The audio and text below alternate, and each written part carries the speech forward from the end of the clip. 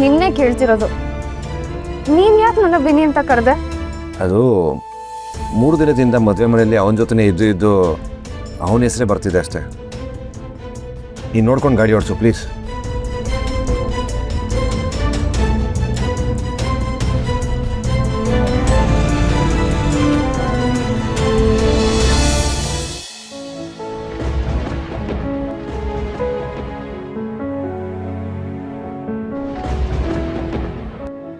ಕೊಟ್ಟಿರೋ ಅಡ್ರೆಸ್ಗೆ ಲೋಡನ್ನು ತಲುಪಿಸ್ಬಿಡಿ.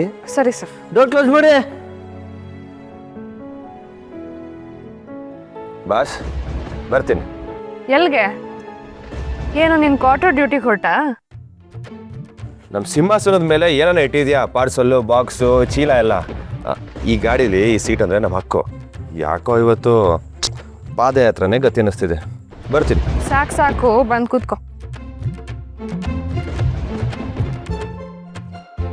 ಬಾಸ್, ಈ lady driver ಪಕ್ಕ ಬೈಟ್ ಕೂತ್ಕೊಳ್ಳೋಕ್ಕೆ ಚಾನ್ಸ್ ಸಿಕ್ಕರ ಏಕೈಕ ವ್ಯಕ್ತಿ ಅಂದರೆ ನಾನೇ ಅನ್ಸುತ್ತೆ ಬಾಸ್.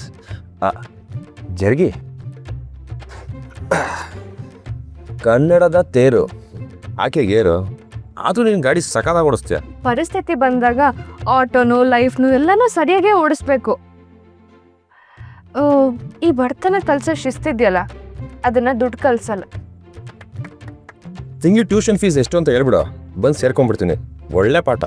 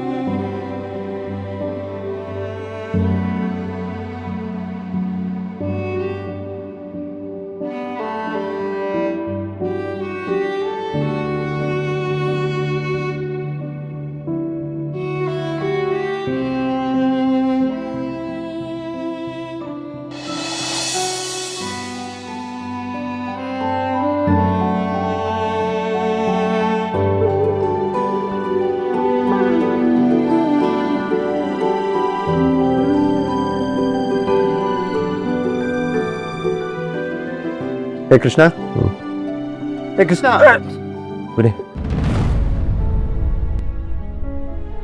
ನೀನಾ? ನೀನು ಯಾಕೆ ಹೋಟೆಲ್ ಮಲ್ಗಿದ್ಯಾ? ಆ ನಾಲ್ಕು ಗೋಡೆ ಮಧ್ಯೆ ಆ ಸೌಂಡ್ ಬರೋ ಫ್ಯಾನ್ ಕೆಳಗಡೆ ಮಲಗೋದು ಬೋರು. ನೆಮ್ಮದಿಯಾಗಿ ಗಾಡಿ ತಗೊಂಡು ಆರಾಮಾಗಿ ಮಲಗಿದೆ. ಏನೋ ಆಟೋ ಫುಲ್ ಪೆಟ್ರೋಲ್ ಸ್ಮೆಲ್ಲು. ನಾಟಕ ಚೆನ್ನಾಗಿ ಮಾಡ್ತೀಯ.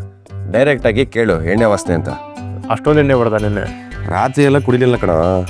ಮಿಡ್ ನೈಟ್ ಸ್ವಲ್ಪ ಪೋಟ್ಕೊಂಡೆ, ಆದರೆ ಅದಕ್ಕಿಂತ ಮುಂಚೆ ಏನೇನೋ ಆಗೋಯ್ತು. ಏನೇನೋ ಆಗೋಯ್ತು ಅಂದ್ರೆ?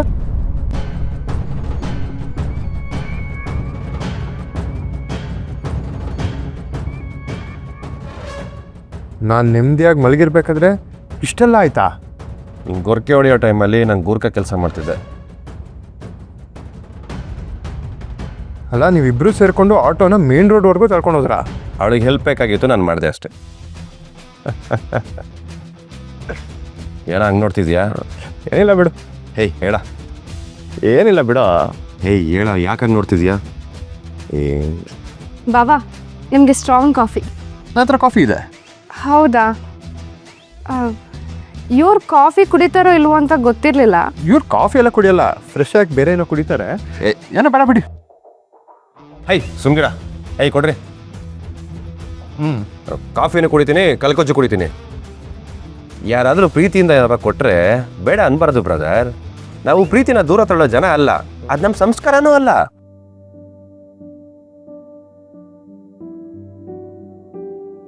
ಸರಿ ಸರಿ, ತಿಂಡಿ ರೆಡಿ ಆದ್ಮೇಲೆ ಕರಿತೀನಿ.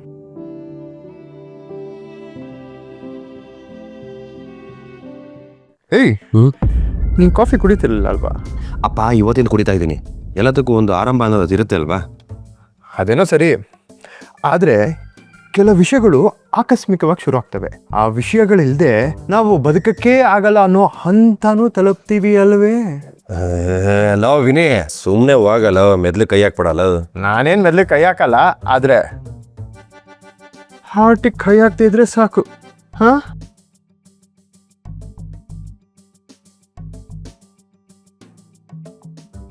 ಕ್ವಾರ್ಟ್ರ್ ಮೇಲೆ ಕ್ವಾರ್ಟ್ರ್ ಹೊಡಿ ಅವನಿಗೆ ಈ ಥರ ಚಿಕ್ಕ ಚಿಕ್ಕ ವಿಷಯನೂ ಇಷ್ಟೊಂದು ಖುಷಿ ಕೊಡುತ್ತೆ ಅನ್ನೋದೇ ಗೊತ್ತಿರಲಿಲ್ಲ.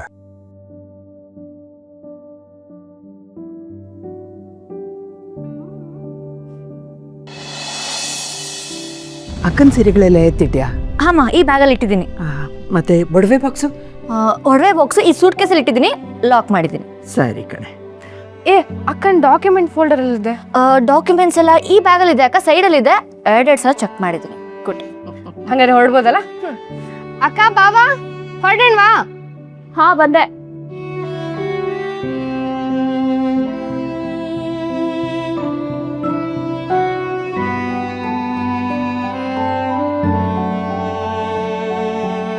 ಹೊರಡೋಣ. ನಡಿ ಪುಟ್ಟ. ಹೊರಡಿ.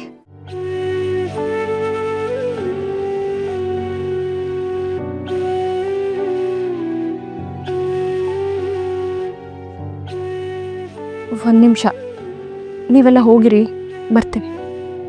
ಸರಿ, ಬೇಗ ಬಂದ್ಬಿಡು. ಬೇಗ ಬಾರ.